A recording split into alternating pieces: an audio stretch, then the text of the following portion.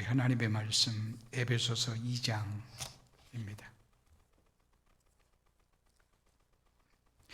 2장 1절 말씀부터 10절까지 교독하도록 하겠습니다.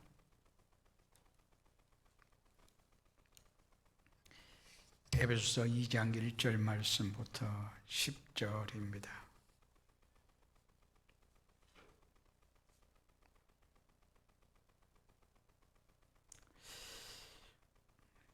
에베소서 2장 1절로 10절까지 교독합니다. 그는 허물과 죄로 죽었던 너희를 살리셨도다.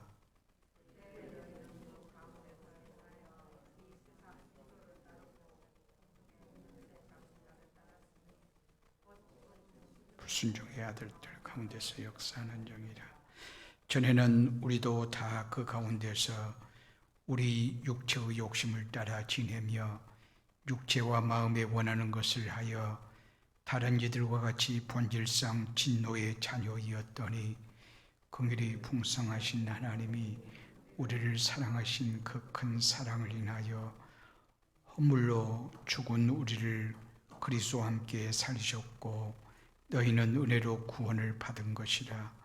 또 함께 일으키사 그리스도 예수 안에서 함께 하늘에 앉으시니 이는 그리스도 예수 안에서 우리에게 자비하심으로써 그 은혜의 지극히 풍성함을 오는 여러 세대에 나타내려 하심이라.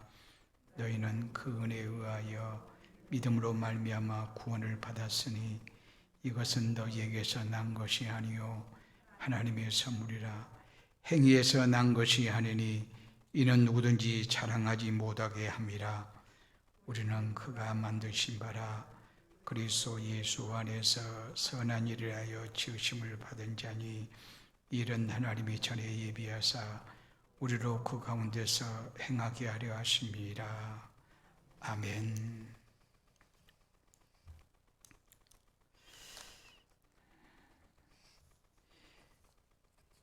역사란 말을 히스토리라고 하는데, 히스는 그분을 말하고 스토리는 이 얘기를 말합니다. 그러니까 역사는 그분의 이야기.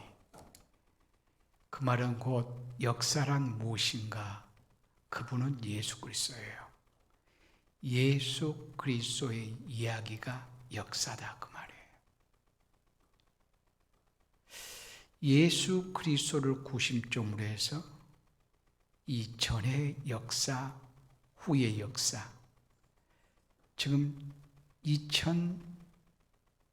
2021년이에요. 그러면 예수 그리스도부터 출발해서 2021년이에요. 그 전해를 BC라고 말하고 예수님 이후를 AD라고 이렇게 얘기를 합니다. 그러니까 예수님을 중심으로 해서 역사 전, 역사 후 이렇게 지금 말씀하듯이 개인적으로도 제가 지금 얘기하고 있는 여러분 개인적으로 여러분 각자가 예수 이전이 있고 예수 이후가 있어요. 이전, 이후. 오늘 본문의 말씀에서는 그것을 말씀하고 있어요. 전에는 그러나 이제는. 그래서 오늘 제목의 말씀을 전에는 그러나 이제는. 그러나라고 하는 이 접속사는 앞에 무엇을 하는 말을 하든지 앞에 말하고 반대적인 말을 해요. 그러니까 앞에 굉장히 좋은 얘기를 하면 그러나 그러면 그 다음에는 별로 안 좋은 얘기예요. 앞에 안 좋은 얘기를 했다고 그러면 그러나 그러면 뒤에는 좋은 이야기예요. 가령에서 얘기하면 참 저 사람 잘생기고 멋있다. 그러나 그러면 그 다음에 아주 부정적인 얘기예요. 잘생기고 멋있다 그 말은 좋잖아요.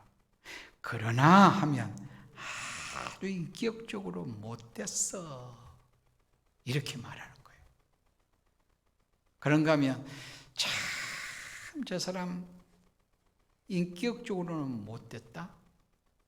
그러나 그러면 또 그 사람 굉장히 또 좋은 칭찬의 얘기를 해요. 저 사람 공부를 되게 못한다? 못했다? 안 좋은 말이지. 별로 듣기 안 좋잖아요. 그러나 저 사람이 있는 재능을 잘 살려서 멋지게 산다. 공부 못한 것이 별 문제가 안 되잖아요. 그러니까 또 그런가 하면 저 사람이 공부도 엄청나게 잘하고 굉장히 똑똑하다. 그러나 사는 것은 참 별로다. 근데 우리는 예수 그리스도를 중심해서 전에는 어떤 존재였는가? 그러나 지금은 어떤 존재인가? 전에는 예수 그리스도 밖에 있을 때는 아주 형편이 없었어요. 그러나 이젠 천사도 흠모할 하나님의 사람이 되었어요.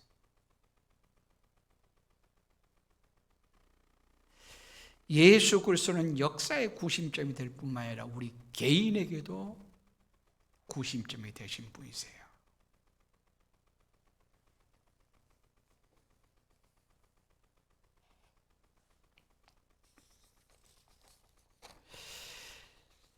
오늘 본문에 말씀하고 있습니다. 전에는 어땠는가? 1절 말씀 보면 그는 허물과 죄로 죽었던 너희를 살리셨도다. 1절 말씀에 그리스도 밖에 있는 상태를 어떻게 말하냐면 허물과 죄로 죽었던 과거형을 쓰고 있어요. 허물과 죄로 죽었다 그렇게 말해요. 이미 끝난 인생이라 그 말이에요. 본디 그런 존재였어요. 허물과 죄로 인해서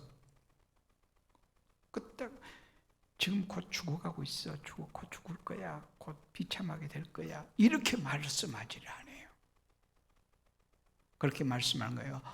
허물과 죄로 죽었던 이미 끝나버린 이 말이에요.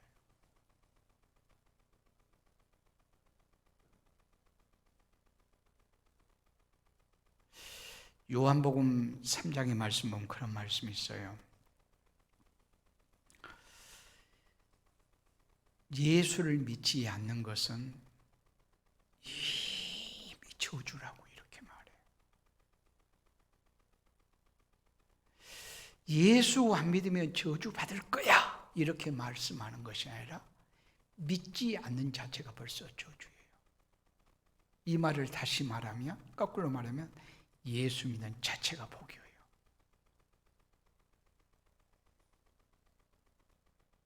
왜냐하면 예수 믿지 않는 자체가 저주라는 말은 예수 믿지 않는 상태를 여기 성경 말씀에 죽었다고 말해요. 죽었다고 말씀함으로 예수 믿지 않는 자의 삶은 죽은 자의 삶이라고 말해요. 그러나 예수 믿은 것은 생명 얻은 거예요. 생명 얻었으니 벌써 이것이 복이라고 말씀할 수 있어요. 그러니까 예수를 믿지 않고 그 자체가 지금 저주고 비참함인데 그 사람 우리를 막 괴롭혀요. 우리를 힘들게 해요. 핍박해요. 그럼 우리가 어떻게 해야 될까요? 그 사람 저주하면 될까요? 그러면 안 돼요. 이미 지금 저주 가운데 살고 있는 거예요. 근데 내가 또 저주해 버리면 안 되잖아요. 오히려 나도 그리스도 밖에 있을 때는 저 사람하고 똑같았는데 나도 비참한 저주 속에 살았는데 어떻게 해서 저주의 조를 끊어버리고 축복 아래에 살도록 해야 될 것이 우리인데 지금 예수 안 믿는 자체가 지금 저주고 거기다가 핍박을 하고 있단 말이에요. 예수 믿는 여러분을 핍박을 하고 있어요. 그럼 그 자체가 저주를 쌓고 있는 거예요. 근데 내가 또 저주를 해버린다? 그러면 안 된다고 말이에요. 아니, 제가 어릴 때 신앙생활 할 때요, 그 분광사들이 오잖아요. 붕괴를 막 1년에 한 번씩이나, 요즘은 교회들이 별로 안 씁니다. 옛날에는 꼭 한 1년에 한 번, 2년에 한 번 정도는 심령 대붕괴 이렇게 하고 있어요. 그러면 강사들이 와서 그렇게 얘기해요. 누가 나를 핍박하고 교회를 핍박하니까 저주 기도를 했더니 그대로 이루어졌다고.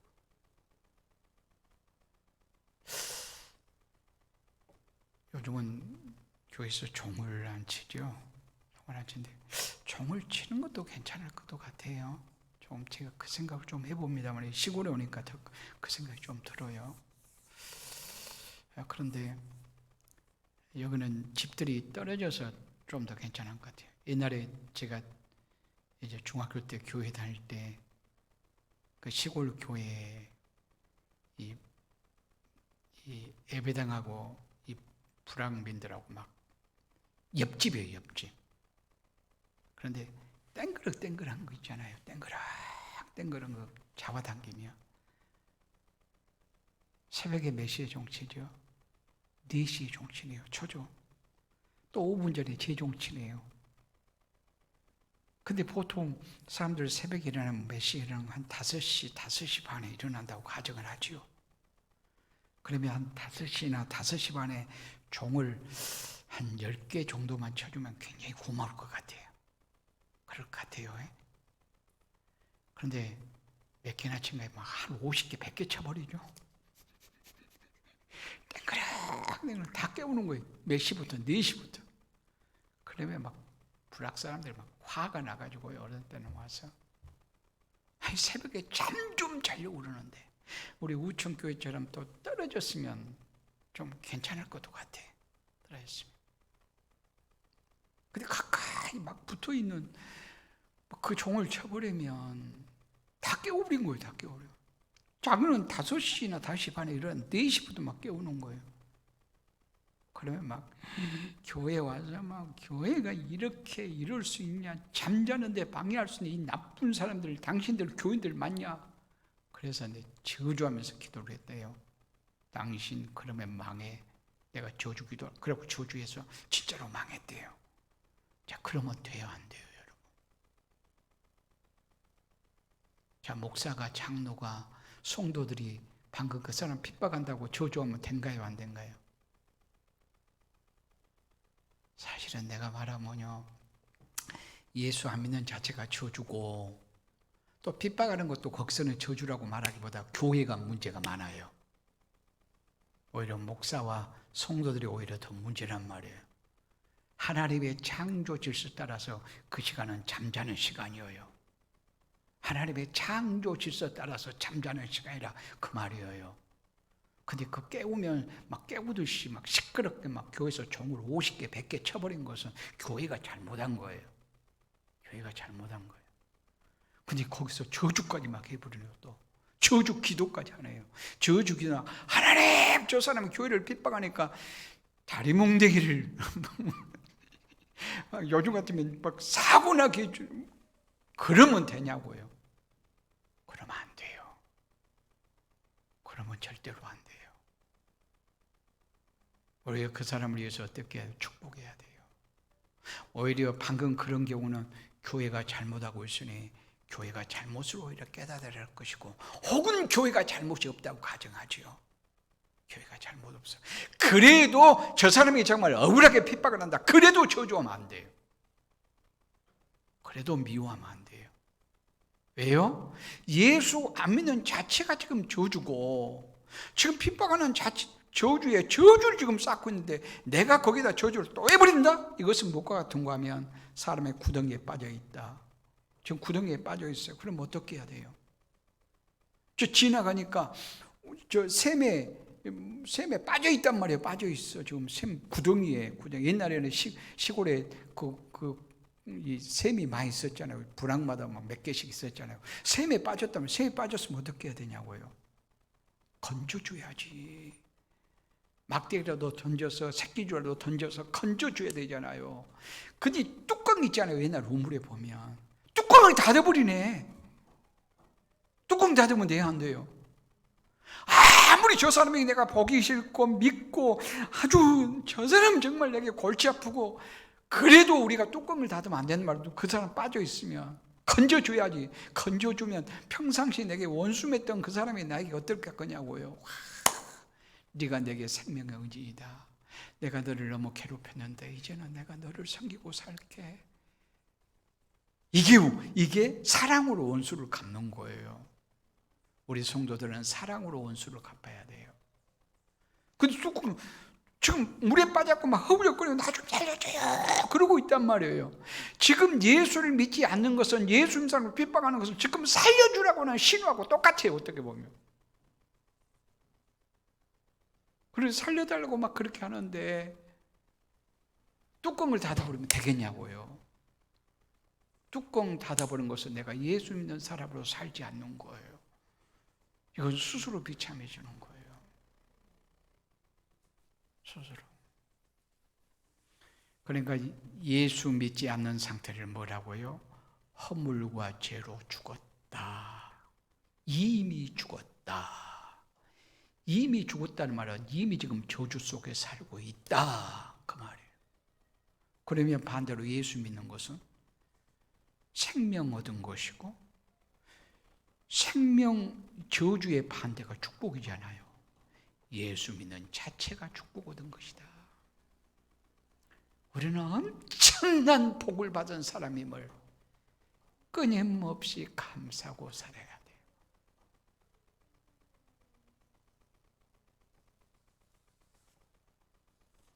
허물과 죄로 죽었다.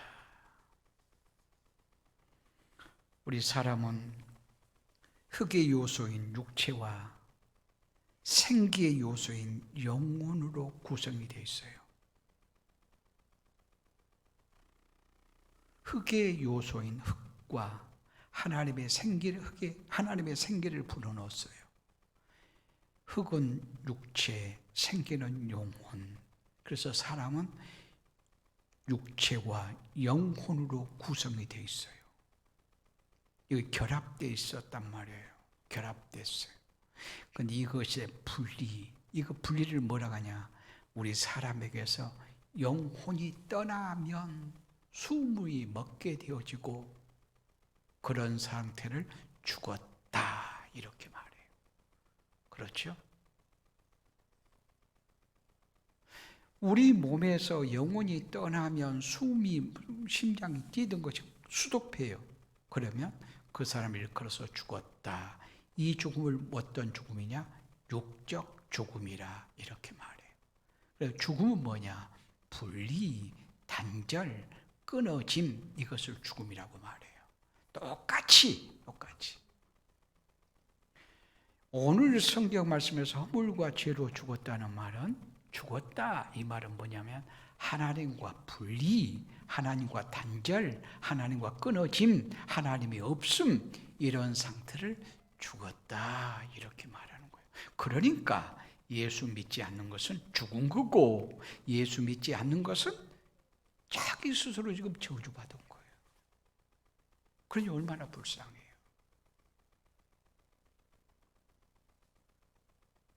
무엇으로 말미암아? 허물과 죄로라고 말해요. 허물은 원뜻은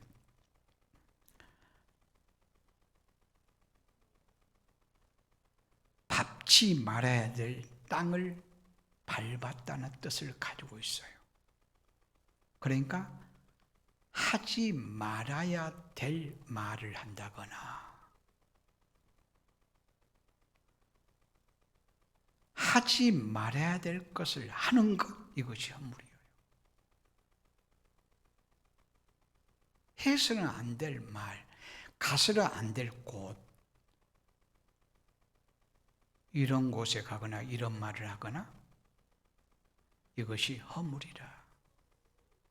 그러니까 우리 십계명에서도 하라, 하지 말라, 이런 거 있잖아요. 하지 마라, 하라. 하라라고 하는 말은 안식일 교회 그날 거룩하게 하라. 내 부모를 공경하라. 그리고 나머지 8계명은 전부 다 하지 말라, 하지 말라, 하지 말라, 하지 말라 이거예요.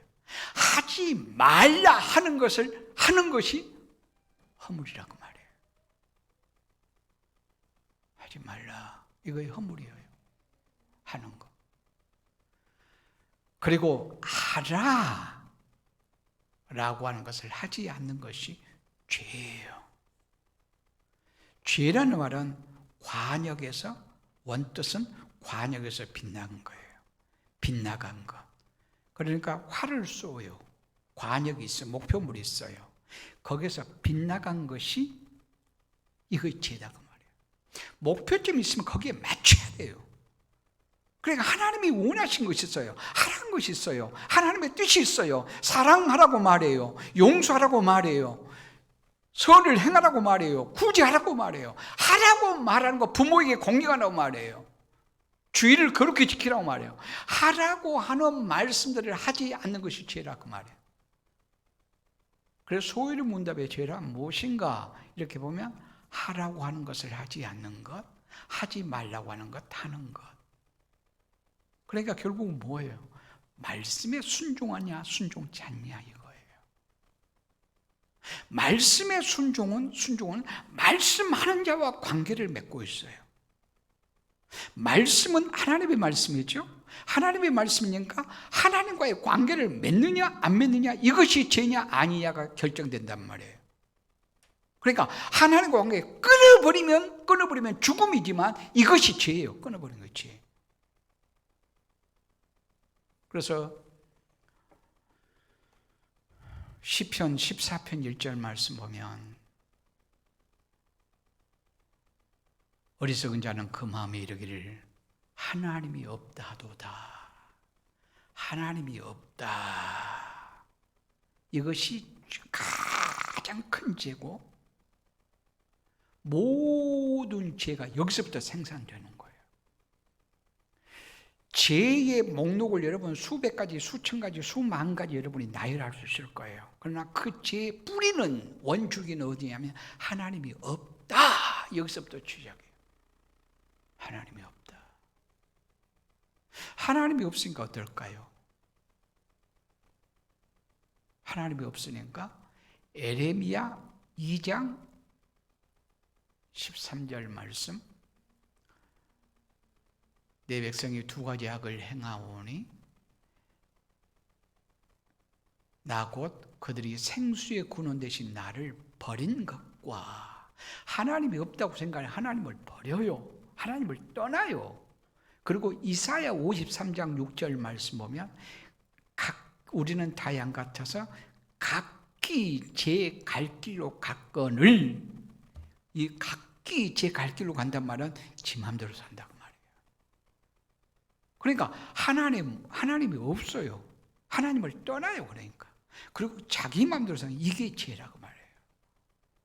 그러니까 성경 세 요조를 얘기한다면 죄란 무엇인가? 하나님이 없다고 하나님을 떠나 내 마음대로 사는 것이다. 내 마음대로. 여기에 죄에 대한 현상에도 그렇게 말해요. 3절 말씀 보면 뭐라고 말씀한 거예요? 3절 말씀 보면 육체의 욕심을 전에는 우리가 다 그 가운데서 우리 육체의 욕심을 따라 지내며 죄를 짓는 구체적인 현상이 뭐냐? 육체의 욕심을 따라 사는 거예요. 그 다음에 2절 말씀 보면 세상의 풍조를 따라 살며 그리고 둘로 얘기하면 육체의 욕심, 세상의 풍습이어요. 우리의 모든 죄들이 이래요. 아담의 죄를 봐봐요. 아담의 죄. 선악과를 따먹어요. 선악과를 따먹으면 무슨 죄예요? 하나님께 대한 불순종이에요. 이 불순종은 어디서 출발할까요? 불신앙에서 출발해요. 하나님에 대한 신앙이 없어져 버린 거예요. 그리고 이제 불순종을 해요. 불순종이에요. 이 불순종은 뭐냐 하면 하나님을 없고 하나님을 떠나서 하나님에게서 독립선언한 거예요. 하나님에게로부터 독립선언하는 거. 그리고 내 마음대로 내가 왕이야, 내 뜻대로 살 것이야. 이것이 아담이에요. 그렇게 자기 마음대로 살려는 거예요. 그러니까 우리는 늘 끊임없이 지금 내가 지혜를 짓고 안 짓고 있는가는 무엇부터 봐야 되냐면 내가 하나님을 의식하고 하나님과 함께 사는 것부터 출발해서 그 다음에는 하나님의 뜻대로인가 내 뜻대로인가 이걸 봐야 돼요. 내 뜻이 아니라 하나님의 뜻을 따라 살아야 돼요.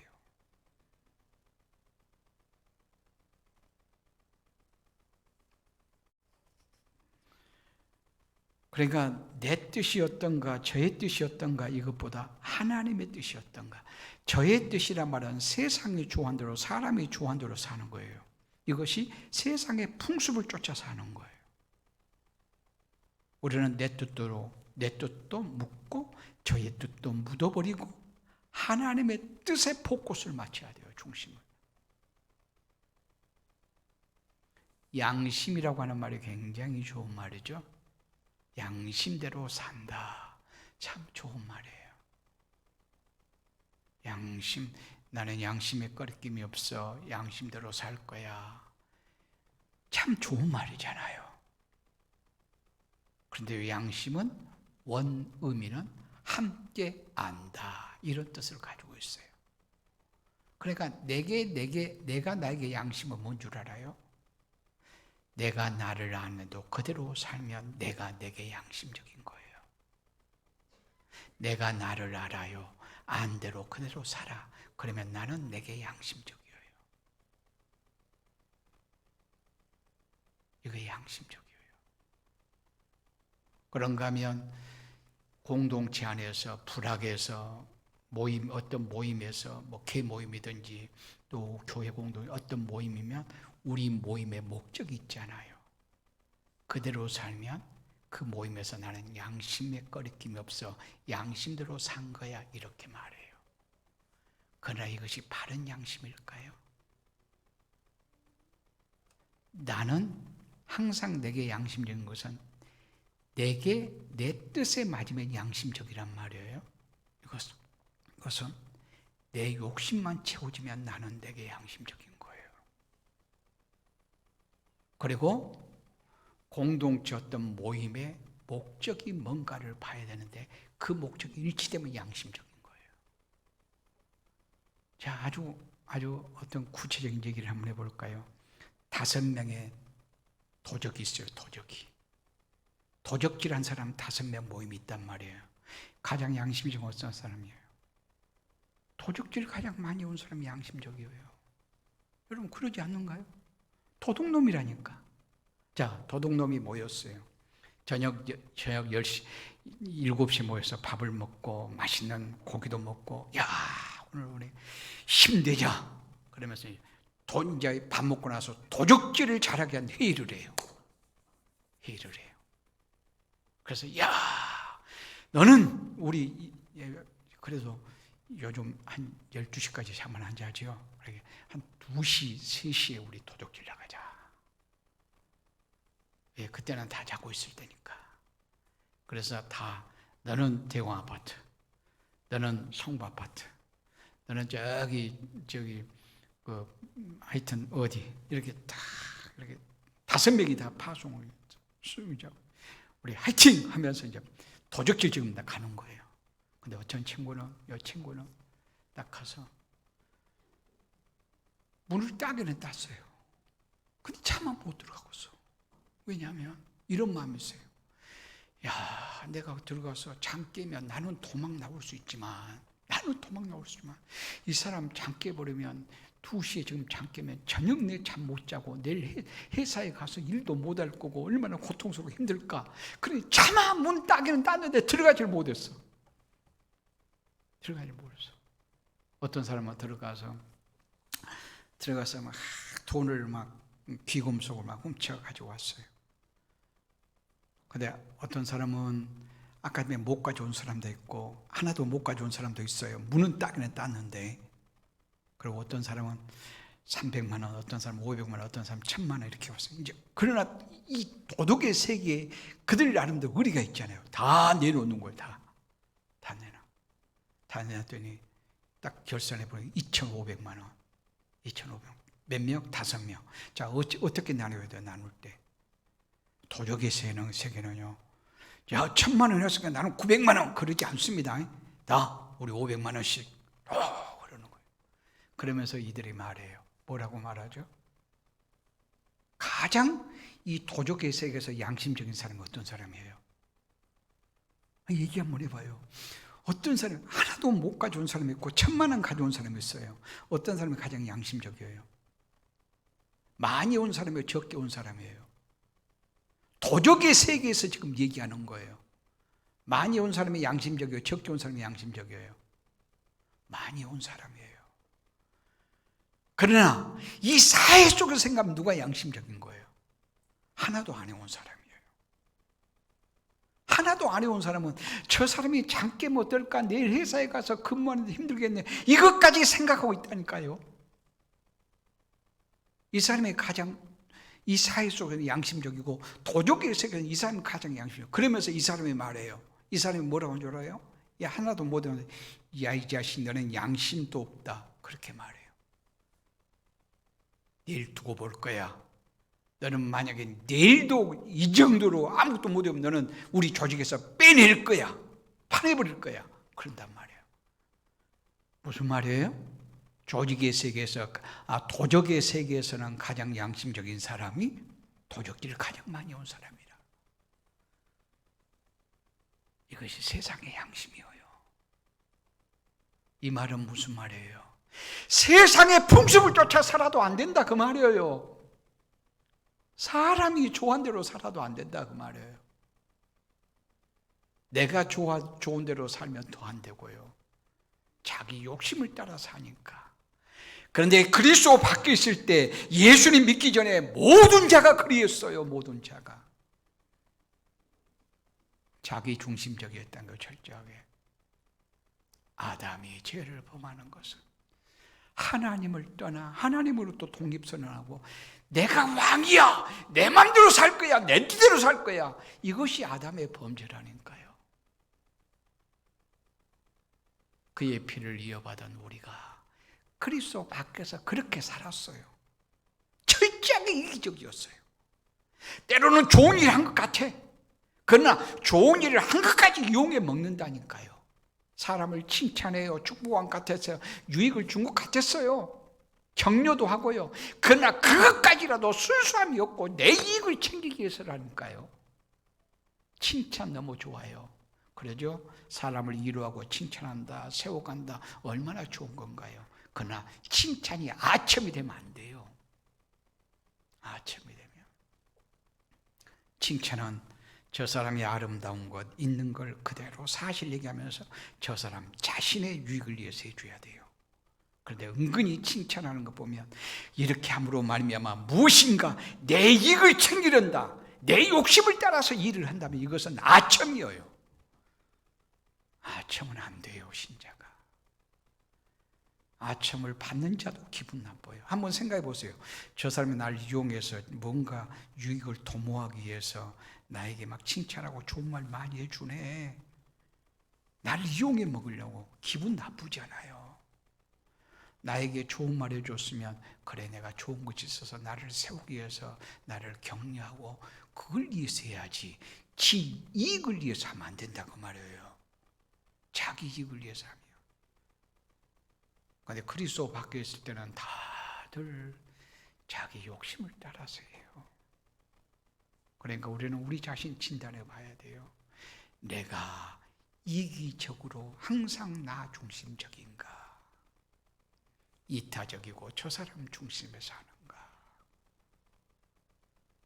그리고 저 사람 중심에서 해도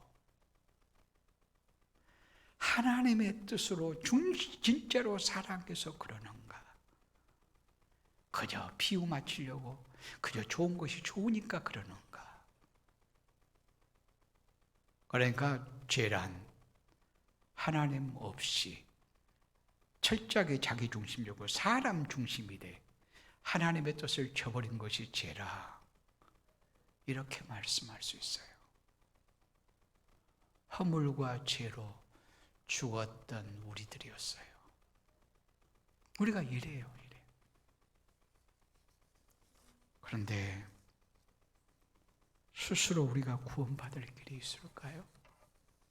없어요. 소망이 없어요. 그래서 4절에 이렇게 말해요. 긍휼이 풍성하신 하나님이 우리는 죄로 말미암아 죽었다. 그러나 하나님이 얼마나 멋져요.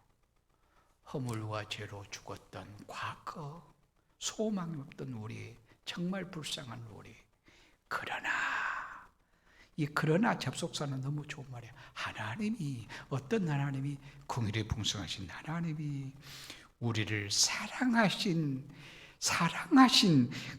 큰 사랑을 인하여 허물로 죽은 우리를 그리스도 예수와 함께 살리셨고,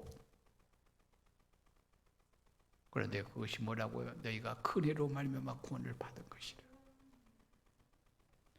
허물과 죄로 죽었던 우리의 소망이 없단 말이에요. 그러나 긍휼이 풍성하신 하나님이 그리스도 예수와 함께 살리셨고, 8절 말씀 보면 그 은혜로 말미암아, 9절 말씀 보면 행위에서 난 것이 아니니 이는 누구든지 자랑치 못하게 함이라.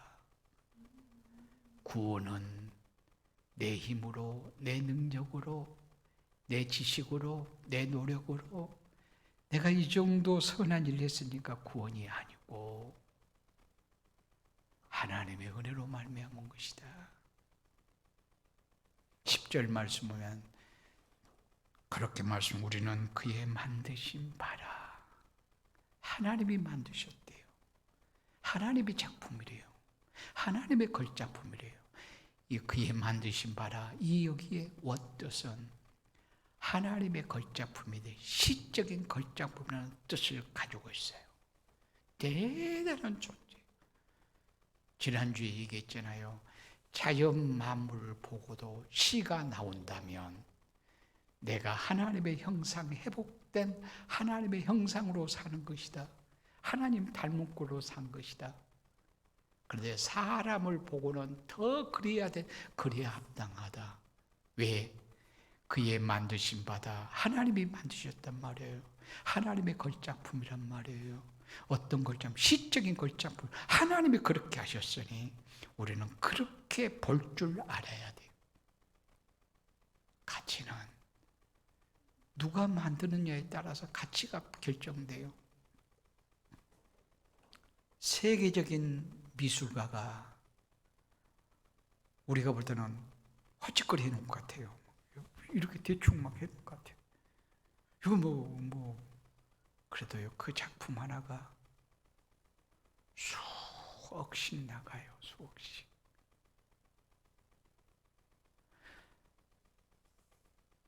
보통 사람은 한 달, 1년, 10년을 그려도 나 이 그림 하나 그렸어. 그래도 그의 가치가 있을까요? 누가 그렸느냐에 따라서 가치가 결정되어져요. 누구의 작품이냐에 따라서 결정되어진단 말이에요. 그런데 우리는 누구의 작품이에요? 하나님의 작품이라. 내가 무엇인가 만들 때는 늘 미완성적이에요. 별것 없어요. 비교해보면 또 열등감 가질 수밖에 없고요. 나는 잘 만든 것 같아도 무엇인가 여러분이 하나 만들었을 때 말이에요, 실수도 많고요. 여러분 자녀를 생각해도 그래, 내가 자녀 사랑했지, 잘 양육했지.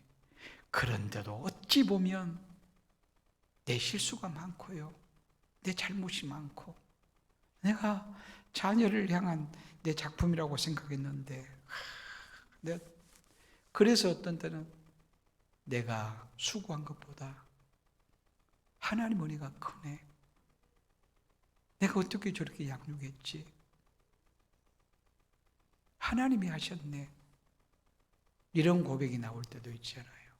그러니까 우리는 별로예요, 별로. 근데 하나님이 우리를 만드셨단 말이에요. 하나님의 작품이란 말이에요. 하나님의 작품에 하나님의 정신이 담겨 있어요. 어떤 정신? 그 큰 사랑의 정신. 그 큰 사랑의 정신이 담겨 있다면, 하나님의 사랑이 담겨 있다면, 우리라고 하는 이 작품에 하나님의 사랑이 담겨 있어요. 그런데 구체적인 표현의 방식이 뭐 있는가요? 독생자를 십자가에 내어주시기까지 하시면서 우리를 구원하셨다. 그러니 우리가 구원받은 것은 나의 공로나 나의 의지나 나의 노력이나 나의 실력이나 내 것은 아무것도 없고 오직 하나님의 은혜다. 우리는 요즘 코로나19를 통해서요, 깨닫는 건 많지만 일상을 살아가는 것도 하나님의 은혜라고 고백할 수밖에 없어요. 평범한 삶을 살아가는 것도, 우리가 건강하게 사는 것, 코로나 걸리지 않는 것, 일상을 이렇게 활동할 수 있는 것, 야, 주님의 은혜네. 구원은 더 말할 것도 없단 말이에요. 그래서 구원의 주님을 끊임없이 찬양하고 살아야 돼요.